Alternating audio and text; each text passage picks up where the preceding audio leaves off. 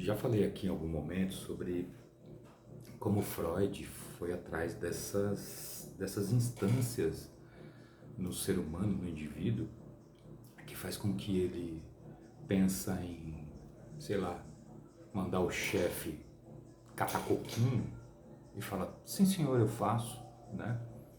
Aí chega em casa, bate a porta da geladeira, chuta o cachorro, briga com o namorado, com a namorada, com a esposa, com o filho, bate a porta do carro. Consequências desse ato que não logrou êxito, não é verdade? Então, para o Freud não era tão simples assim, tão comum como todo mundo imagina que seja. É cérebro e corpo. Há algo além disso, que é a mente humana, que é o inconsciente. Então, quando ele pensou a ideia do inconsciente e provou que isso existe, e provou que no inconsciente existem essas instâncias, as pulsões que pipocam o tempo todo na vida do ser humano, existe esse eu, né, que seria o maestro dessa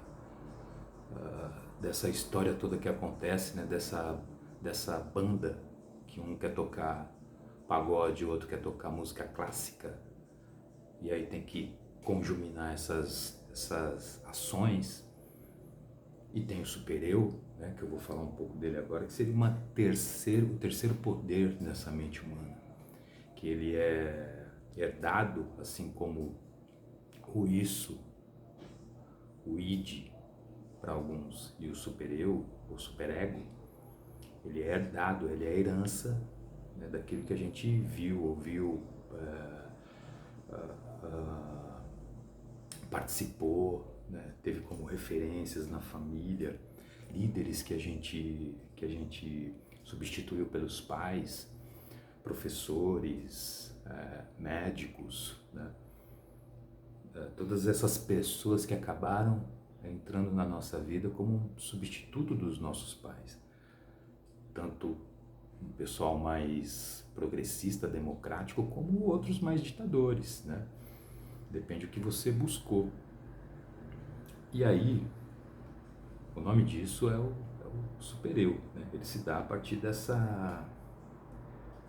desse longo período que os filhos passam com os pais, não é verdade? E que aí adquire no seu inconsciente essa instância especial que vai fazer com que ele, em muitos momentos da vida adulta, ele lembre daquilo que o pai falou, né? E esse super-eu, ele vai se separar do eu. Ele é esse terceiro poder da mente humana que o eu vai ter que lidar com ele, assim como tem que lidar com as pulsões que vêm do isso. E é por isso que aquilo deu nisso. Você pensa uma coisa e acaba fazendo outra e depois paga as consequências disso, às vezes no próprio corpo.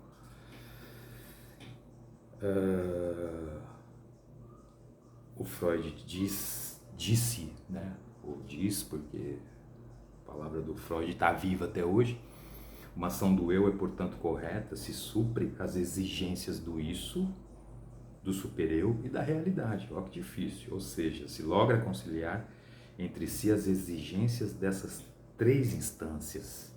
É muito complicado isso quando a gente não sabe que isso existe. Quando a gente dá de ombros para esse tipo de coisa, achando que a vida é só cérebro e corpo. Ah, mas o meu cérebro, né? Nós não somos maquininha, nós não somos essa maquininha que o pessoal compra para pôr em casa, para pedir música, para perguntar onde é a pizzaria mais próxima. Nós não somos isso. Nós temos ódio, nós temos pensamentos o tempo todo, nós temos desejo o tempo todo, nós temos depressão, nós temos medo, nós temos ansiedade. Na verdade, nós somos humanos, então a gente tem essas reações, sensações que o ser humano tem, qualquer ser humano tem isso.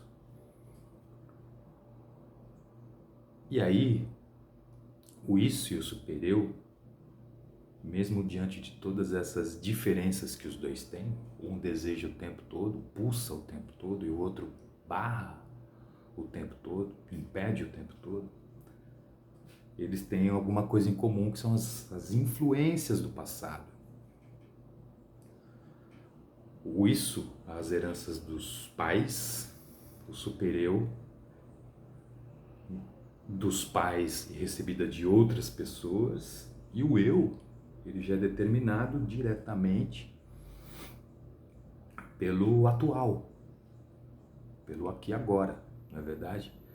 Por essa relação desejo, pulsões o tempo todo, penso uma coisa, o meu super-eu tenta barrar o que eu estou pensando, não permitindo que eu realize aquilo, e o eu tem que fazer essa intermediação. Peraí, agora dá, agora não dá, isso é possível, isso não é, isso pode ser um pouquinho assim, depois eu posso melhorar.